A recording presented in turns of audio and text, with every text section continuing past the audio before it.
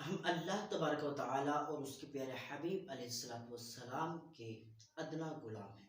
हम पर अल्लाह और प्यारे हबीब अलैहिस्सलातु वस्सलाम की तरफ से जो अहकामात नाजिल किए गए, हम उसके पाबंद हैं और उसकी शरीयत के मुताबिक हमें ज़िंदगी गुजारना ये हमारे लिए ज़रूरी है। तो आज हमने उन अहकामात में से एक हुक्म नमाज का लिया है। तो मैं आपसे और अपने आप से ये सवाल करता हूँ कि हम नमाज की पाबंदी कितनी करते हैं। आज हमारी मसाजिद कितनी आबाद हैं, उसमें नमाजी कितने आते हैं, अगर नहीं तो क्यों, वीरान क्यों हैं, किस लिए हैं। हम चाहते हैं हमारा घर आबाद हो जाए, हमारा घर हरा भरा रहे, हमारा घर जो है वो आबाद ही रहता रहे, वीरान ना हो। जब हमारे घर की ये तमन्ना है और अपने घर के बारे में ये तमन्ना रखते हैं, तो अल्लाह करीम के घर को आबाद करने की तमन्ना क्यों नहीं रखते। हम नमाज कायम क्यों नहीं करते। नमाज, सरकार अलैहिस्सलातु वस्सलाम ने इरशाद फरमाया कि नमाज मेरी आंखों की ठंडक है, तो फिर हम नमाज कायम क्यों नहीं करते। नमाज मोमिन की मेराज है, तो फिर हम नमाज क्यों नहीं पढ़ते। नमाज दीन का सुतून है, बताओ हम नमाज कायम क्यों नहीं करते। नमाज कायम न करने की एक वजह यह है कि हमारे काम काज, कि ये काम रह जाएगा, ये काम रह जाएगा। हजरात मोहतरम, अगर आप इस वजह से नमाज नहीं पढ़ते कि हमारे काम काज रह जाएंगे, तो फिर आप बहुत ही बड़े धोखे में, बहुत बड़े धोखे में, बहुत ही बड़े धोखे में।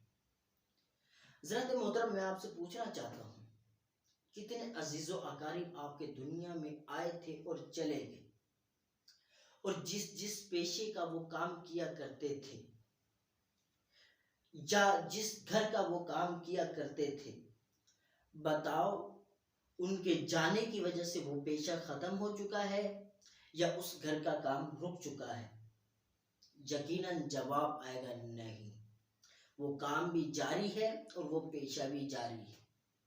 तो मालूम ये हुआ कि इंसान की वजह से काम नहीं रुकता, लेकिन इंसान काम की वजह से नमाज को रोक लेता है, अपनी नेकियां कमाने का जरिया रोक लेता है, अपनी जन्नत कमाने को रोक लेता है, असल कमाई जो कमाने के लिए हमें पैदा किया गया था वो रोक लेता है। मैं एक मरतबा अस्पताल में मरीजों की आदत के लिए गया, तो जितने भी मरीज थे, शायद किसी एक ने भी मुझे ये जवाब नहीं दिया कि मेरी वजह से कोई काम रुक गया। मैंने पूछा कि हज़रात मोहतरम, आज आप इस जगह पर मौजूद हैं, बेड पर लेटे हुए हैं, आप अकेले हैं या आपका साथी भी साथ है।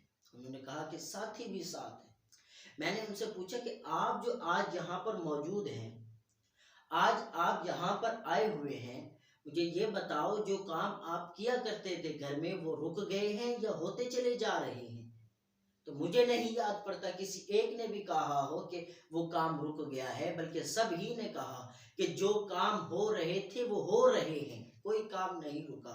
मैंने कहा आपके साथी आपके साथ हैं, आपके साथी के काम रुके हैं या होते चले जा रहे हैं। उन्होंने कहा नहीं, बल्कि जो मेरे साथी काम किया करता था वो भी होते चले जा रहे हैं, वो भी नहीं रुके।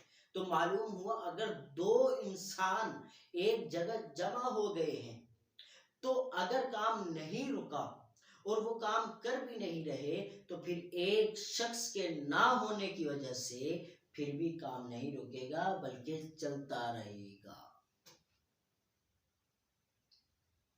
आज मसाजिद वीरान है। जब मस्जिदों को देखा जाता है तो मस्जिदों में नमाजी ना होने की वजह से दिल कुढ़ता है, दिल जलता है कि मस्जिद वीरान है। अगर हमारे घरों में से एक एक शख्स भी मस्जिद में जाकर नमाज पढ़े, तो इंशाल्लाह मसाजिद आबाद होती चली जाएंगी। इसकी वजह से हमारे घर में बरकतें, वुसअतें, इज्जतें, रहमतें बढ़ती चली जाएंगी और घर अमन का गहवारा बन जाएगा।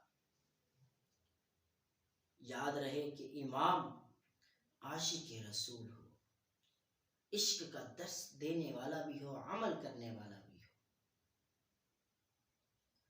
बदमजहब ना हो।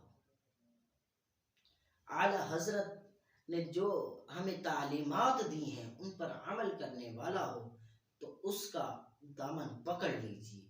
अल्लाह की रहमत के सदके आपकी दुनिया भी संवर जाएगी और आखिरत भी संवर जाएगी।